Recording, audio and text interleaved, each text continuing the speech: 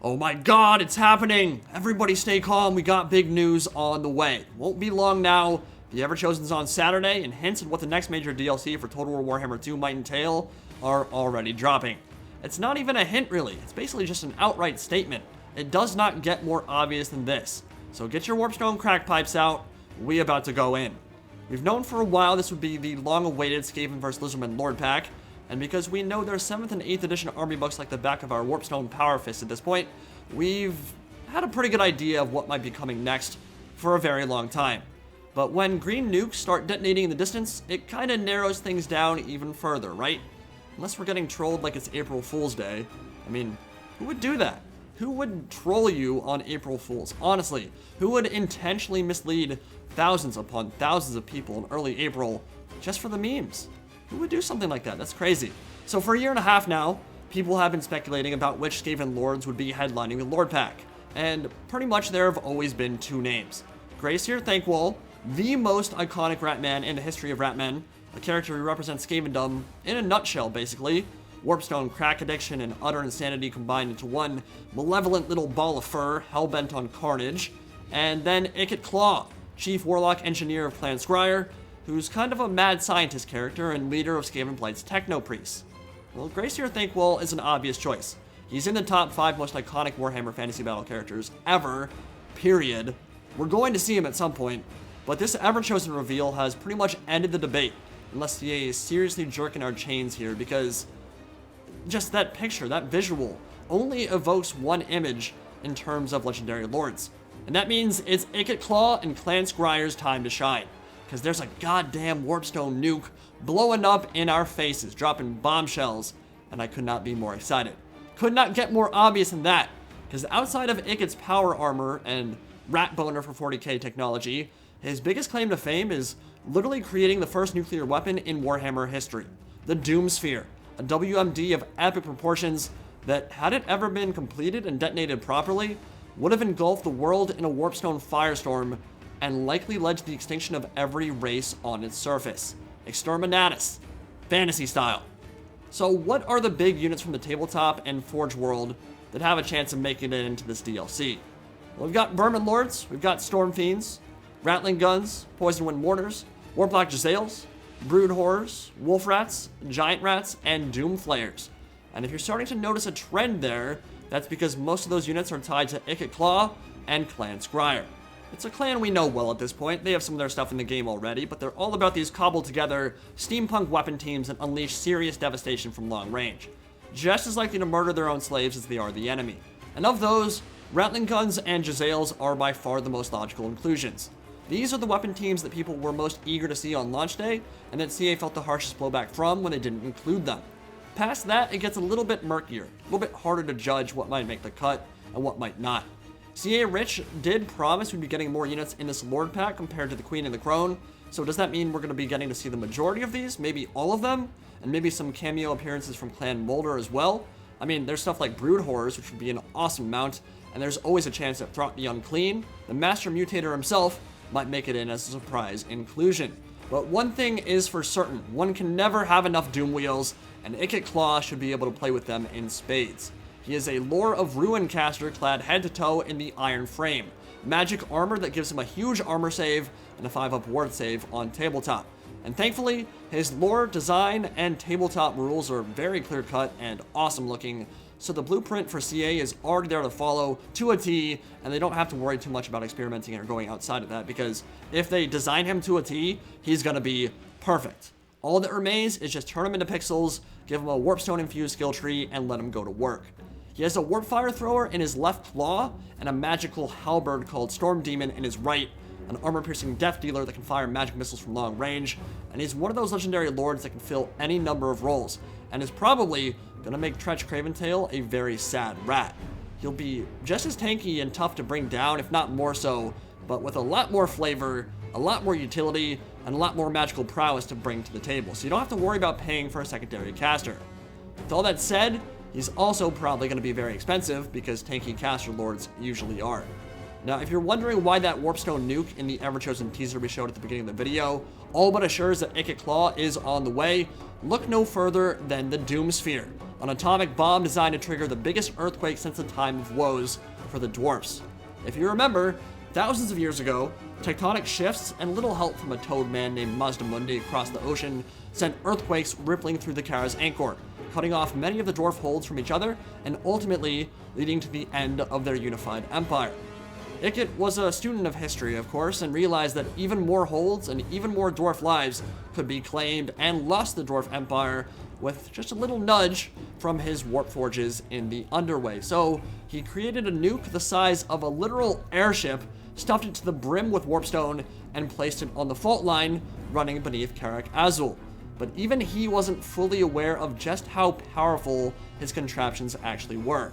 Had he not been thwarted by his dwarf rivals, there was a very good chance that he would have ended most life on the planet should that thing have blown up, leaving the few survivors still around to mutate under a nuclear holocaust.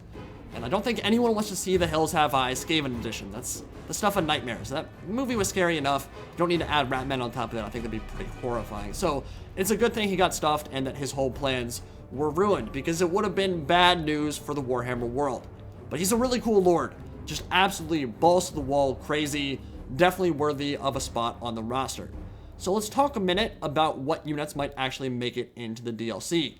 Rattling Guns are a done deal, I feel like. I feel like there's just a 0% chance that CA would skip them. They are literally the most iconic Skaven unit, and people would actually riot if they were not included in this DLC, because at that point, we'd pretty much lose out on any chance of ever seeing them, and there's just no way they're going to get skipped. They're in Vermintide, they're in pretty much any representation of the Skaven you can think of. They are the go-to. When I think of Skaven, that is the unit that I think of. It does not get much cooler than a weapon team with a warpstone-powered Gatling gun that shoots hundreds of Toothbreaker rounds in a second. They can and will mulch anything, and I mean anything, that gets in their arc of fire, including their own troops, and that is something they are exceptionally good at doing, murdering their own slaves. Now, they're called Teethbreakers because their victims are riddled with so much green glowy lead that when the armies descend on their corpses to feast, they end up breaking their own gnashers when they bite into the dead. Skaven are all about that cannibalization and all about eating whatever's dead after a battle, so when you go in and try to eat a bunch of warpstone-addled bodies, riddled bodies, there's no way you're not going to break some teeth when you bite into them, right? Then we've got Poison Wind Mortars, which are a pretty interesting unit. They were initially designed as a mobile artillery team that could lob poison globes incredibly far distances, but still keep up with the main infantry advance. So naturally, they strapped mortars to the back of little unfortunate Ratmen that got Warpstone steroid injections and just said, do your thing, kill some stuff. And so they can move forward while shooting artillery, which is pretty cool. And they wouldn't be very expensive either. They're just firing little globes of gas, basically. It would definitely do more damage than a regular group of Poison Wind Globadiers, but certainly very susceptible to getting charged or shot to pieces from archers or anything downtown. Now, Storm Fiends are definitely near the top of my list alongside Vermin Lords, and they both share the fact that their lore and tabletop compatibility is rooted in earlier editions, but came to the forefront and got sick updated models once late game 8th edition and End Times rolled around. Storm Fiends combine the Rat Ogres of Clan Moulder with the overwhelming firepower and futuristic technology of Clan Skryre, and can be equipped with DOOMSPHERE Gauntlets for mulching stuff in CQB, Grinder Fist Tunnelers to give them Vanguard and a bit more mobility, Warp Fire Projectors like the ones we see in Vermintide 2, just giving them 2 Warp Fire Throwers, and Gatling Gun Cannons can also be mounted on their arms and chest. So just like in Vermintide, I feel like their 40k power armor aesthetic got a little bit too redonkulous in the End Times and 8th edition, and I think that could be toned down a bit and given more of a steampunk 1920s feel. I think Vermintide and Fat Shark did really well in that game to make them feel like they're grounded in Warhammer reality and a little bit less 40k-ish. So I think that would make them fit right into the setting, and I think the same thing could be done, honestly, for the Soul Grinder for the Demons of Chaos. Get rid of a few of those 40k elements, make it not quite so mechanical, make it a little bit more steampunky, and suddenly you've got an awesome unit that fits right into the setting. So I would love to see Storm Fiends make the cut. I think they are an amazing unit, and definitely one of those ones that would outshine some of the stuff already on their roster, so it's possible that's more of an End Times thing if an expansion for that ever comes, but I do think they have a chance of making it into this DLC as well. Now, when you're talking about Jezzails, another very iconic Skaven weapon team, There just so happens to be a unit that functioned almost the exact same on tabletop and is already in the game. Deck Gunners for the Vampire Coast. They essentially shared the same profile and battlefield role on tabletop, and the first of their kind was added last November in the Curse of the Vampire Coast DLC. I see no reason why the no-scope sniper clans of Skavendom will not be hitting the field sometime in April. They seem like a very likely inclusion to me, just because that format, that blueprint, is already in the game. And then there are the Brood Horrors, Wolf Rats, Throt the Unclean, and Clan Moulder to consider as well. We definitely aren't going to see all of that in this DLC. We might not even see another Lord. I would love to. I think there's a chance of that, but we do know that at least one of the free DLCs will be for the Lizardmen. They might want to maybe make up for the fact that it's been so long. I think it's been like 6 months almost since Vampire Coast, so they might be considering adding more content on top of that. But definitely, some kind of unit that gives them a fast mover or a new mount choice for Skaven Lords would be a very welcome addition. And the Flesh Carvers of Hell Pit would certainly add a lot to the game and give the Thagaraki some much needed tactical flexibility and speed out on the flanks. I think 1 or 2 of those Clan Moulder monstrosities have a shot at making it in as well. So before we finish up here, I want to know what your ideal but realistic Lord Pack would look like for both Skaven and Lizardmen. What units would kind of like get you to buy it, and which ones would kind of prevent you from doing so if they were excluded from the DLC? Obviously, we all want as many units and Lord types as possible.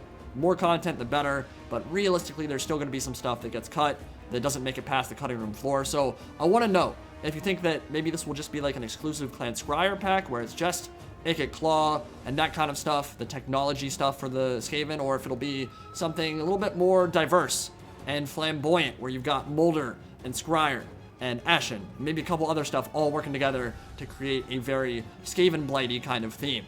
Do you think that they have a chance of making a very tactical, diverse roster here, or one that's very focused on a certain element of the Skaven roster? Be very curious what you guys think about that.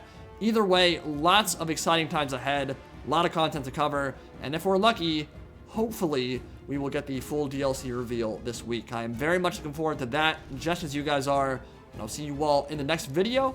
Indie Pride, signing out for now. Have a good one, guys.